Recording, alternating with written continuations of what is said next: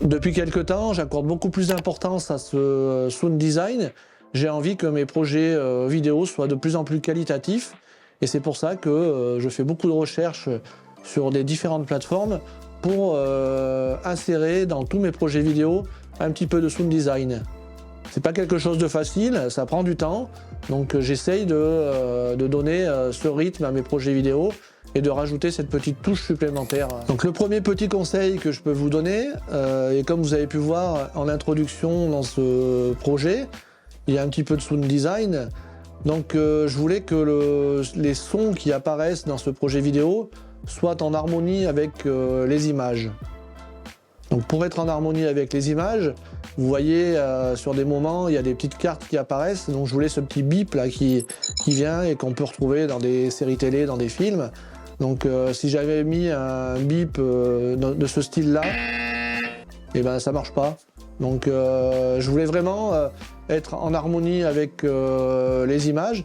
Donc voilà, le premier conseil, c'est de rajouter du sound design qui soit en harmonie avec votre projet et vos rushs. Le deuxième conseil que je peux vous donner, c'est de rajouter votre sound design et de travailler au casque. Avec un casque, vous allez être beaucoup plus confortable pour écouter les petits fichiers de sound design et vous allez tout de suite vous rendre compte si ça marche ou si ça marche pas et si le volume n'est pas trop fort par rapport à votre projet ou à votre musique. Le troisième petit conseil que je peux vous donner, ça va être d'utiliser le sound design que vous allez capturer avec votre boîtier. Donc je vous conseille de mettre un micro canon sur votre boîtier et laissez-le quand vous faites vos tournages. Vous allez sûrement capter un son, une ambiance que vous allez laisser dans votre projet vidéo. Ça peut être des applaudissements, ça peut être plein de bruits différents qui vont faire que ça va être la réalité de votre projet vidéo. Donc en ajoutant une petite reverb, en essayant de bricoler un petit peu tout ça dans votre logiciel de montage, le son de votre boîtier va être super important.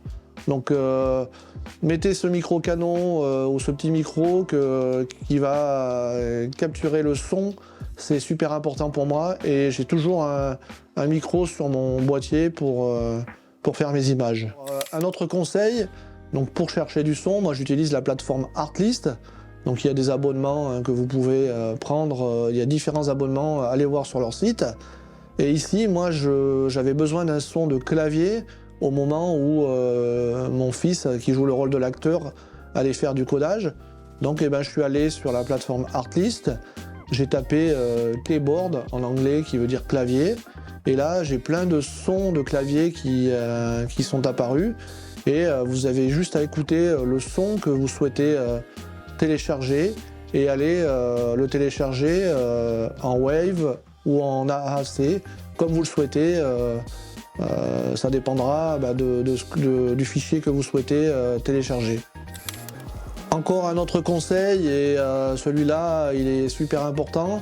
Ça va être d'ajuster le volume de vos sound design et de votre musique d'ambiance.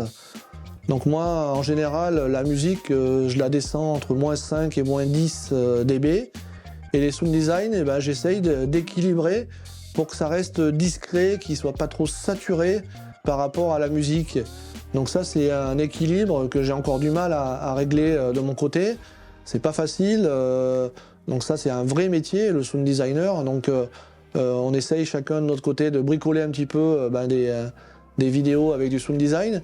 Donc le conseil, c'est d'essayer d'équilibrer votre son et de votre sound design sans que le sound design soit trop fort et trop puissant par rapport à votre musique et par rapport à la séquence de votre vidéo. Ça, c'est super important. Et enfin, un dernier conseil par rapport au sound design, ça va être de réécouter plusieurs fois votre projet, laissez-le tomber pendant un petit moment, revenez le lendemain, réécoutez à nouveau, essayez de l'écouter au casque, essayez de l'écouter avec des enceintes sur votre télévision, voilà, pour voir si tout est bien équilibré et si tout marche et s'il n'y a pas un son qui est plus saturé qu'un autre. Voilà, c'est pour moi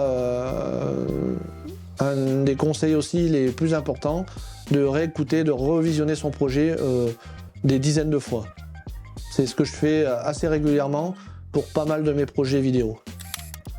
Donc là, je vous fais découvrir tout de suite mon projet vidéo que vous avez vu en début de vidéo, uniquement avec le sound design. Donc je vous mets le projet avec la timeline pour vous rendre compte un petit peu comment est placé le sound design dans mon projet.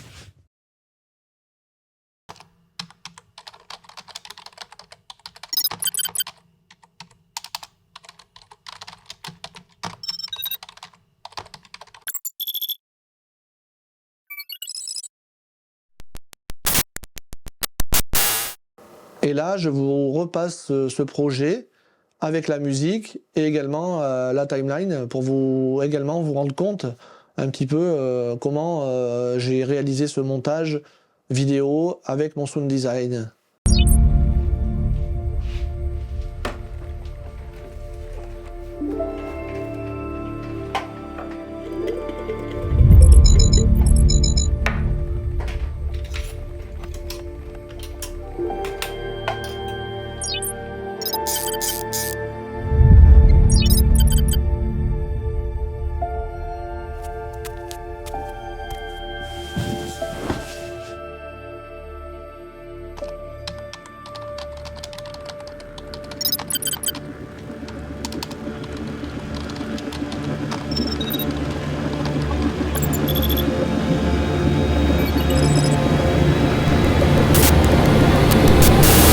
Cette vidéo est terminée, j'espère qu'elle vous aura été utile.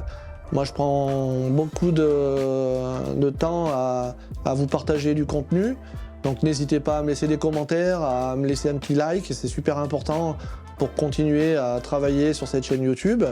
Et puis je vous dis à très bientôt, continuez de sortir, de faire des projets, de faire des vidéos, utilisez du sound design, vous en avez du gratuit aussi sur des sites internet, allez chercher un petit peu en ligne, vous allez en trouver.